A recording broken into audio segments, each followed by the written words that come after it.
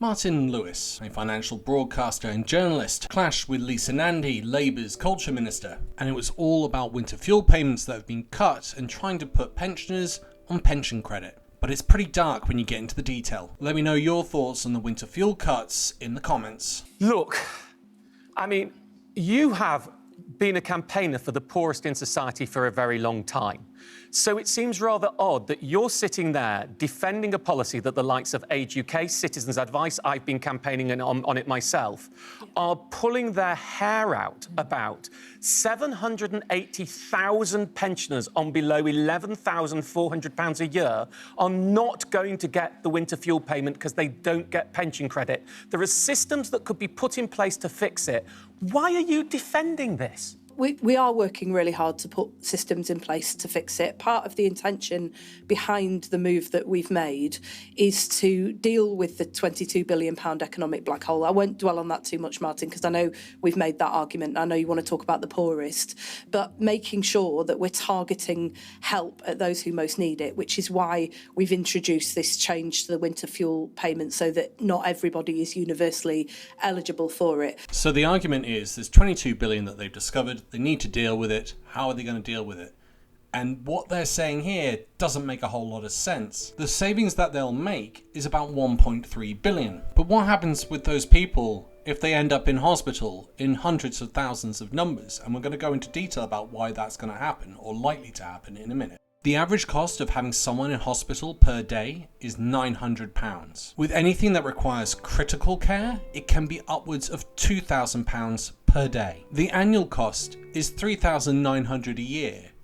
You're starting to see where the problem with the maths are. Let's go back to Martin. But we've had a huge drive to get the poorest pensioners onto pension credit. We've had 115% uplift in the numbers that are claiming over the last couple of months because of the work that Liz Kendall's been doing at the Department for Work and Pensions. And there's a particular group that I'm concerned about, that we're concerned about as a government, that group who are just above the threshold, who don't qualify, but who are at the lowest end of the state pension. And we're making sure that for those people, we've extended the Household Support Fund so that councils like mine in Wigan do have something to reach for if people are struggling but don't qualify. There is a huge flaw in what you've just said, Lisa. Right, and the fact is, before we even get on those above the threshold, let's talk about those below the threshold.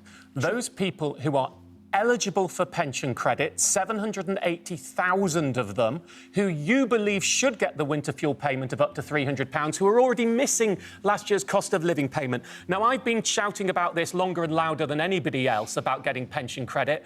Yes, there's an uplift of 115%, but that's an increase of a maximum £20,000 a month. It would take you 4 years before all these people were claiming pension credit. The poorest pensioners, the poorest, under £11,400, you believe they should get pension credit and winter fuel, but they're not going to claim. They're the hardest to reach. You're not writing individual letters to them. You're not linking it to attendance allowance and housing benefit. There's lots you could do. So to try and talk about we're targeting the poorest, the truth is you're not targeting them. Why aren't you writing them bloody letters? Oh, well, we are actually. Sorry, apologies. No, it's fine. And I know how strongly you feel about it, Martin. I know that you've been in to see the Chancellor, and we do take very seriously what you say, what Age UK says, and we're working with the widest range of people to make sure that we do reach those people. But the truth is, Lisa, you have to accept you're not going to reach them because those are the people hardest to reach. So how are you going to protect them? In fairness, you just said to me, you're not writing bloody letters. Well, we are.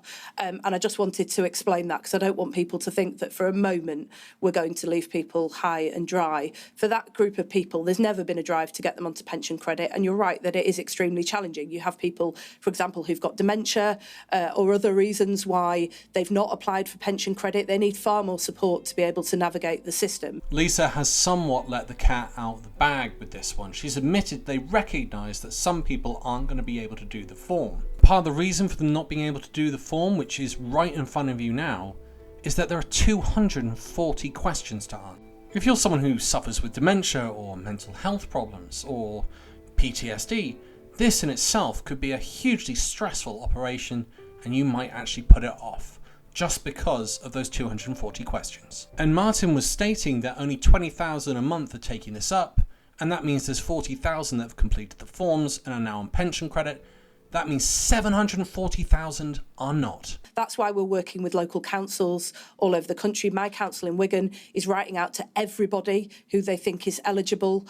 We've gone through all sorts of routes, like we have people who are on the assisted bin collection list who we've identified as maybe a particularly vulnerable group. We're going door to door to make sure that if we're not getting a response, that we're going and knocking on people's doors and finding out whether they're eligible or not. And we're working with councils all over the country to make sure that happens. We think it's better to do that at community level rather than at government level, but we will of course adjust that if it doesn't work. We're in October. You're going to need to contact 740,000 people across the country and get them to do the form. And it just sounds to me like they are scrambling around to fix the problem that they've created. You would need an exponential rise in the number of people claiming pension credit for those pensioners to claim this year. We have to accept, you have to accept, there will be many hundreds of thousands of the poorest pensioners under £11,400 income you will not reach this year. You are taking money out of their hands. So let's be honest, you're willing to accept that collateral damage of hundreds of thousands of poorest pensioners, many on dementia, not getting the winter fuel payment? No, I'm not willing to accept that. But it's going to happen. It's one of the reasons why we've extended the cut-off point to apply until April next year, so that even if people don't realise right now, despite this sort of conversation happening on national media, even if they don't see this, if they don't realise, if they don't respond to the letters, if we don't manage to catch them door to door in the run-up to Christmas, and they find out later that they were eligible, they can still apply and they will get it backdated. And the reason that we've done that, and the reason that we made this announcement early, and we haven't wasted a moment in going out to people, is to make sure that people know that even if they don't apply immediately, they don't have to worry about putting the heating on this winter. We are working in every creative way possible to make sure that this is done. We've inherited a situation where for 14 years there has been no drive to get the poorest people onto pension credit and get them the money that they're entitled to, but we are absolutely determined to solve it. And I don't accept your characterisation that we're indifferent to this. I couldn't care more about this, neither could the Chancellor, and we're doing everything that we can with the Work and Pension Secretary to deal with the fact that we've inherited this enormous black hole and this appalling economic inheritance. They keep mentioning the 22 billion, but it's actually 1.3 billion. And I'm going to come up with a few ideas of how they could have resolved that, or at least for 1 year, temporarily put that to one side in order to prepare more people to move onto pension credits. It isn't a characterisation that you're indifferent, it's a characterisation that you have to accept that there will still be probably over 500,000 people that you do not reach. I know a little bit about body language and she's nodding her head there. Lisa knows they're not going to hit that 780,000 mark. They're not going to cover everyone. We're in autumn, we're at the beginning of October and they still haven't had the take up.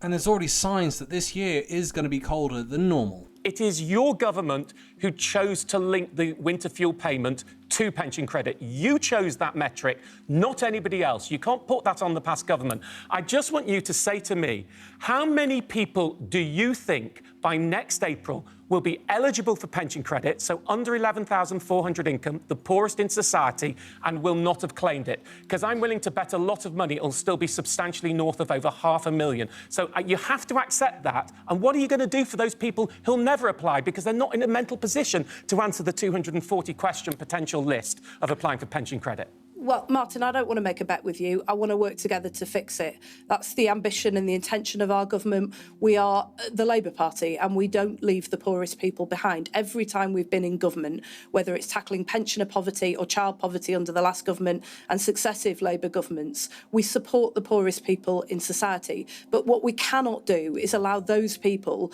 to pay a very heavy price for the economic chaos and instability that we've had over the last few years. And that Martin just pointed out to you that you need to get 740,000 people registered probably in the next 3 to maybe 7 weeks because winter's coming. And yet Lisa is sat there saying this is going to happen, no one's going to be left behind. I do not believe for a second that Lisa Nandy agrees with this policy. She looked so uncomfortable. And it gets worse when you start running the numbers. The whole point of this project is to save the government money, which they can then use to reduce borrowing and increase the economy and put money into infrastructure in the NHS. But if the average take back from pension credit is 3,900 and you have 780,000 people take up this project, you're not saving money, you're losing money. It means 3 billion, roughly by my estimates, in cost compared to the 1.3 currently. And I think the government are actually hoping for a slow uptake. And we're actually seeing this, and Lisa Nandy actually seemed to confirm this in the interview. To make any of the economic savings that the government wants to make, you're going to have less than half take up pension credit. And when it comes to hospitals and hospitalisation due to suffering from the colds, I don't even know where to begin with this. If they've taken this into account, by my estimates, it's probably going to cost somewhere in the region about 100 million to take up this excess number. And it also depends on how severe the winter is. If we get a storm from the 1940s or 60s, we're in deep trouble. The thing that disturbs me the most is that they've probably calculated that people will die. That might save them money, but also, if a number of people get hospitalised and we go on a low figure and we have a mild winter, I estimated about 100 million. But that's putting undue pressure on families, hospitals, and you're putting people's lives at risk just to save some money. Interestingly, I have a few solutions, and so did Martin.